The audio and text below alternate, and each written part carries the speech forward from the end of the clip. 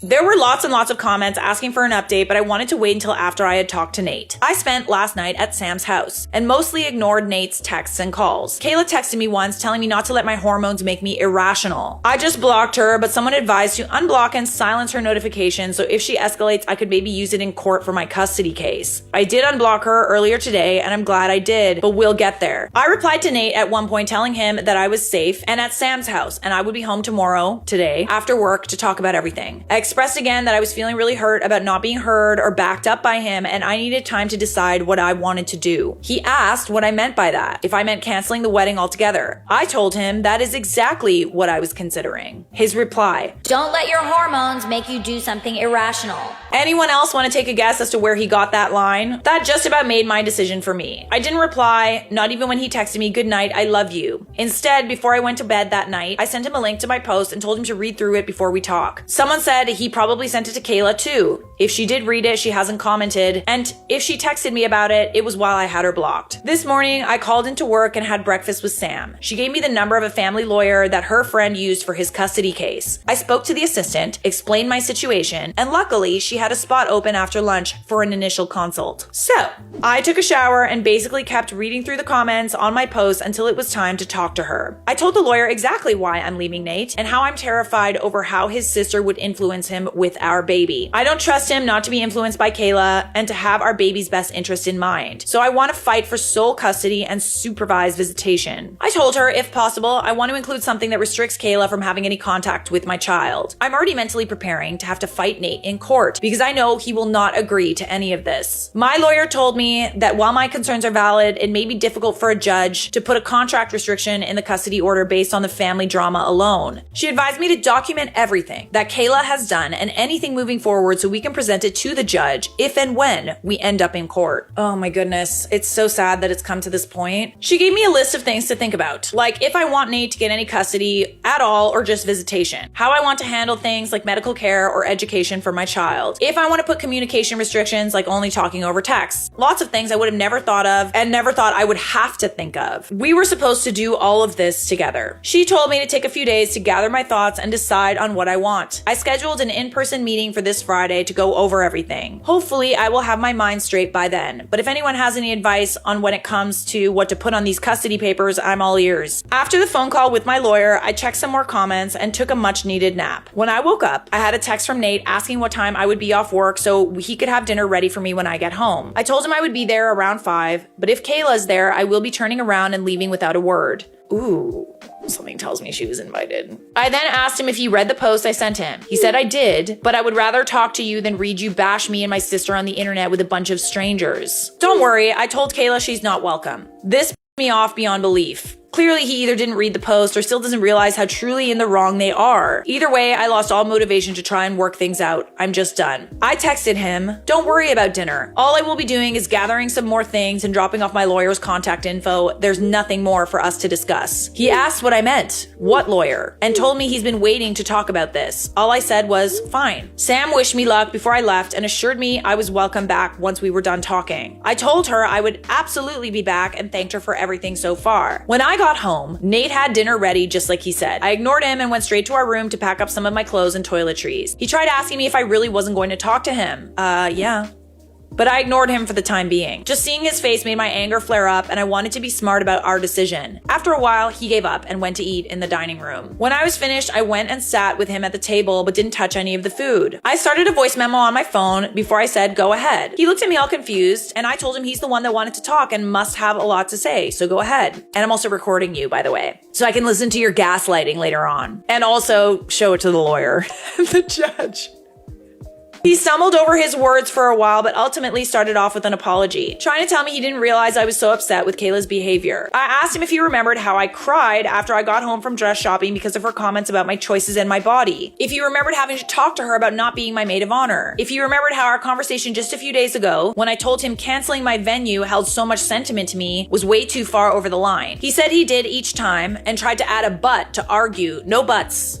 But I cut him off with my next example. I told him after all that he should 100% have known that I was beyond done with her BS. I told him I was so hurt and that I wanted her uninvited. But he wanted to give her another chance to what? Cancel our DJ and book a live band? Dye my dress red or show up in white herself? He told me she would never do that. No, she is exactly the type of person to do that. I told him, he told me she would never cancel my venue, but she admitted to it in front of our faces. I told him I don't trust his opinion on his sister and that he is just as delusional if she thinks she will change. I asked him why he even told her so many details of our wedding anyway. What does her opinion of our wedding even matter? He tried to tell me that because Kayla didn't get to have a real wedding when she got married, she was just a little too excited about ours. She could get excited and want to help, but she doesn't get to decide things as if it's her wedding. I told him she has all the right in the world to be excited, but that does not give her any rights to insult me or change our choices regarding what we want for our wedding. She'll have plenty of opportunities to have a real wedding. If she could stop for 2 seconds and take her nose out of our wedding business, she could go out and find a man or woman to marry herself. I asked him, what's next? She gets to name our baby when she's lost her own? Ooh. The look on his face made my stomach feel hollow. He told me, I quote, actually, Kayla does have a few ideas for what we can name our daughter. Daughter. Side note, I'd mentioned in a comment previously that we were waiting to be surprised about the gender of our baby. We were discussing baby names and had settled on the top 3 for each gender. We agreed to keep them to ourselves until the baby was born. I asked if he said daughter, and he looked like a deer caught in my headlights. He backtracked, but I pressed the issue. I asked him flat out if he knows the gender of our baby. He hesitated, but ultimately he confessed to remembering that I had filled out an information release at my first OB visit. So he called the office and asked them for the results of our gender scan, claiming we changed our minds. And he was going to do a reveal for me. Oh, no. He literally does not care about your boundaries, dude. He does not care. I feel absolutely sick and violated. I asked him what the he was thinking. He said Kayla was feeling left out since Sam was planning my baby shower and not including her. And she couldn't wait to find out. No.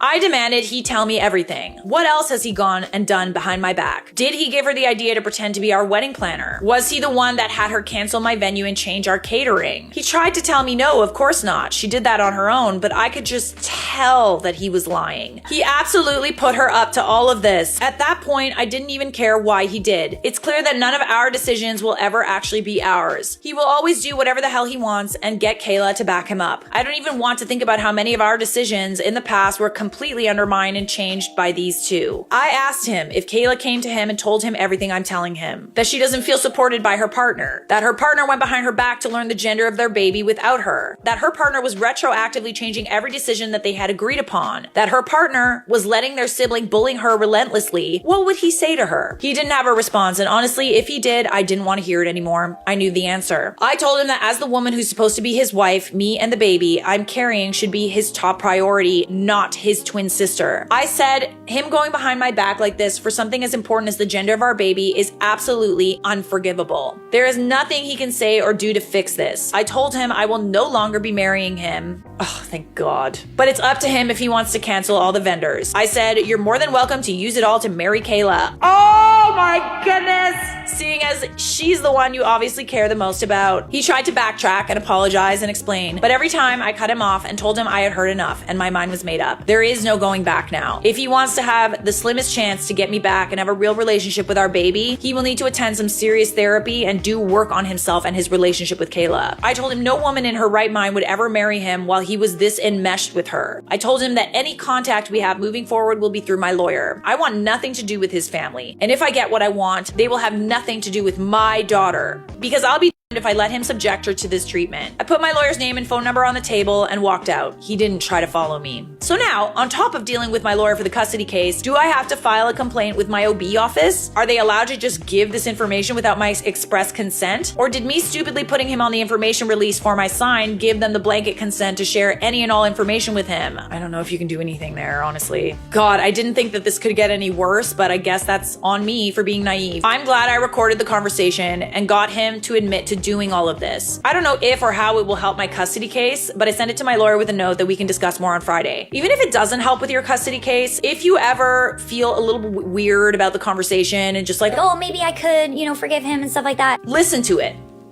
I'm back at Sam's place. She was already at work when I got back, but I texted her to wake me up when she gets home. I need my sister. I called my mom and told her everything that's happened. She cried for me for a while and asked me if I needed her to do anything. I asked her if she'd be willing to go to the house with Sam and get the rest of my stuff because I don't want to see Nate right now. Just picturing his face is making me feel sick. She said she's more than willing. Kayla did text me again. I'm assuming Nate talked to her after I left. Okay, so she's involved yet again. It was a very long and cruel message that I don't want to repeat. But to summarize, she called me delusional and a control freak who can't let Nate make any decisions for himself and insulted my venue choice once again. And then says she hopes my baby is born because I don't deserve to be a mother. So much for second chances. Honestly, after reading it, I thought the message would hurt, but it just gave me a really good laugh. I took a screenshot and sent it to my lawyer. And that's where we're at. The wedding is off. Yay! I will call all the vendors tomorrow and see if we can get any deposits back. If not, I'll let them know how to contact Nate and Kayla to see if they would like to keep things as planned. Let them throw a party for all I care. But I will be canceling my venue regardless of my refund. Neither of them are going to step foot in that sacred place if I can help it. I didn't realize how much I was letting this weigh on me until now. I feel like a huge weight has been lifted off my shoulders, even though a new one is settling very quickly. Writing everything out like this is truly freaking helpful for me to process how I'm feeling, what I need to do. Thank you again for everyone and for all your advice and for showing me I'm not crazy. You're not, baby girl. Your feelings are valid. So are you the a-hole for wanting to uninvite your sister-in-law from your wedding? No.